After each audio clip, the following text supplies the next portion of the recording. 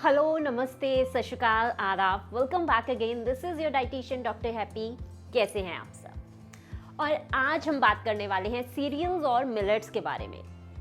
Serials में आपके गेहूं, मकई, जई, ज्वार और जावी, जिसे आप ओट्स के नाम पर जानते हैं, राई आते हैं। वहीं पर मिलेट्स की बात करें, रागी, जिसे आप नाचनी के नाम पर जानते हैं, बाजरा, कांगिनी, चीना, राजगिरा, जिसे आप रामदाना के नाम से जानते हैं, बिहार यूपी में इसे चौली के नाम से भी जाना जाता है। आखिर हमें सीरियल्स को लेना चाहिए या फिर मिलेट्स को? और आजकल तो व्हीट और राइस की प्रोडक्शन इतनी ज़्यादा हो चुकी है कि मैक्सिमम लोग इसे ही कंज्यूम करते हैं। क्या हमें मिलेट्स को लेना चाहिए या फिर इन्हीं के ऊपर डिपेंड रहना चाहिए?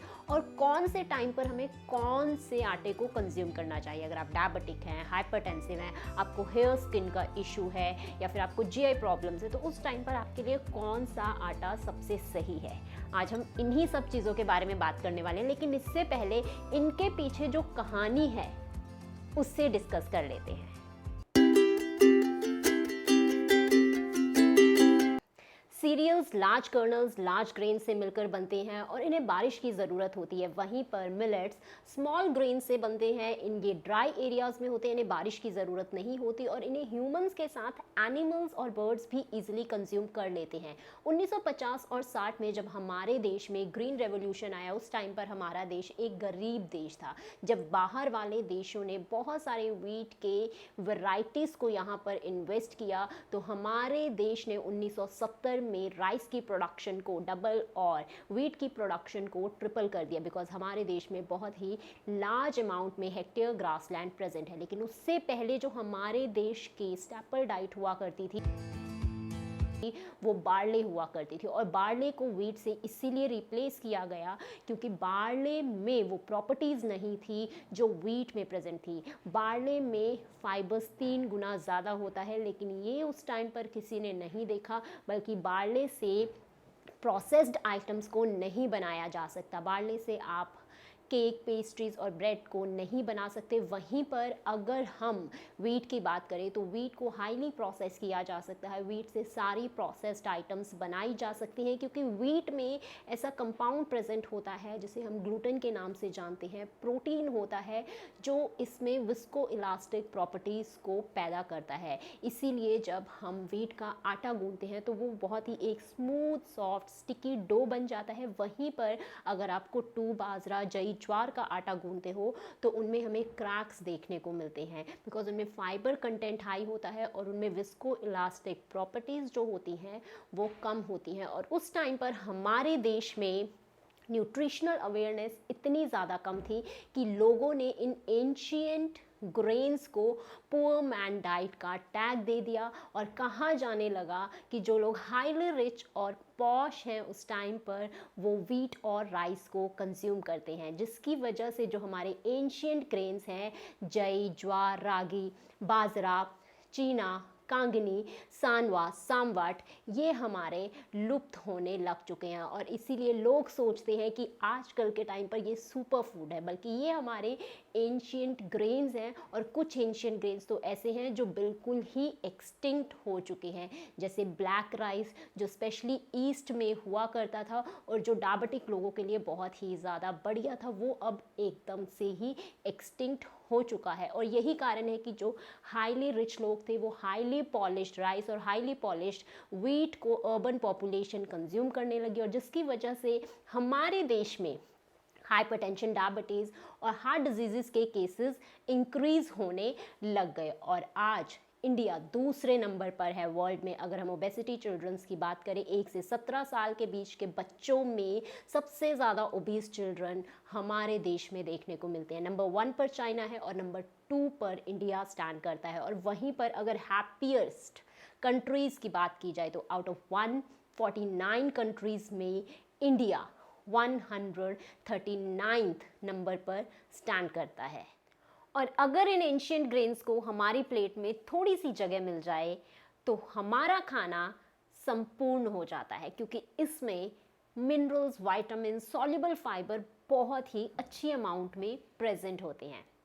अब बात करते हैं कि हमें किस टाइम पर कौन सा आटा कंज्यूम करना चाहिए। आपको हेयर, स्किन और आई इश्यूज़ है तो आपको अमरंथ, राजगिरा को अपनी डाइट में इंक्लूड करना चाहिए बिकॉज ये इकलौता ऐसा फ्लोर है जिसमें vitamin C along with phytochemicals present होता है, जिसमें आयरन, फॉस्फोरस और विटामिन बी कॉम्प्लेक्स भी बहुत अच्छे अमाउंट में प्रेजेंट होते हैं। ये आपके pre mature greying of hairs, आपके हेयर फॉल्स और इसके साथ ही आपकी गट हेल्थ को भी इम्प्रूव करता है। इसमें कैरोटिनॉइड्स भी प्रेजेंट होते हैं जो आपकी आई हेल्थ को इम्प्रूव करने में हेल्प करते हैं। और अगर आप में कैल्शियम और विटामिन डी की कमी है, जो आजकल मोस्टली बच्चों में देखने को मिलती है, फीमेल्स को ऑस्टियोपोरोसिस हो जाता है जिसकी वजह से उनकी बोन्स वीक हो जाती हैं, मोर प्रोन टू फ्रैक्चर हो जाती है, तो उस टाइम पर आपको रिच इन कैल्शियम रागी और नाचनी, एक ही नाम है, इसे कंज्यूम करना चाहिए बिकॉज इसमें कैल्शियम, मैग्नीशियम, फॉस्फोरस और विटामिन B3 बहुत अच्छी अमाउंट में प्रेजेंट होते हैं। और इसके साथ आप कांगनी भी ले सकते हो, आप कांगनी के स्प्राउट्स बनाकर कंज्यूम कर सकते हो। और अगर आपको हाइपरटेंशन है, बीपी की प्रॉब्लम है, तो उस टाइम पर jowar is best for you because ज्वार में पोटेशियम और फॉस्फोरस प्रेजेंट होता है जो सोडियम कंटेंट को आपकी बॉडी में बैलेंस करने का काम करता है। और उसके साथ ही आप बनाना के फ्लॉ को भी यूज़ कर सकते हो। 1000 ऑफ ईयर्स एगो हरे बनाना से बनाना का फ्लोर बनाया जाता था और उसे डिशेस बनाने के लिए यूज़ किया जाता था। और अगर आप डायबिटिक हैं तो उस टाइम पर Kangni is best for you, आप कांगनी को डेली कंज्यूम कर सकते हैं। और अगर आप इसे 2 महीने तक कंज्यूम करते हैं तो आपका जो फास्टिंग ब्लड शुगर है और पोस्ट प्रेंडियल खाने के बाद वाला शुगर है वो नॉर्मल होने लग जाता है। आपकी बॉडी में LDL की मात्रा कम होने लग जाती है, HDL की मात्रा इंक्रीज़ होने लग जाती है। और अगर आपको कांगनी का टेस्ट अच्छा नहीं लगता है तो इस टाइम पर भी आप रागी को ईजिली कंज्यूम कर सकते हैं। और अगर आप एनीमिक हैं, आप में खून की कमी है, तो आप बाजरा को कंज्यूम कर सकते हैं। और अगर आप हार्ट पेशेंट हैं तो उस टाइम पर चीना is best for you because ये इकलौता एक ऐसा ग्रेन है, एंशियंट ग्रेन है, जिसमें एक तरह का सब्सटेंस पाया जाता है, दैट इज़ एडिपोनेक्टिन सब्सटेंस, जो हमारी हार्ट हेल्थ को सपोर्ट करता है। बिकॉज जिन लोगों को हार्ट अटैक या फिर जिनका हार्ट प्रॉपर फंक्शन नहीं करता उनमें इस सब्सटेंस की कमी हो जाती है। तो चीना एक इकलौता फ्लोर है जिसमें ये सब्सटेंस पाया जाता है और ये आपके HDL को इंक्रीज़ करता है। और इसे बहुत सालों पहले हार्ट पेशेंट्स में यूज़ भी किया जाता था।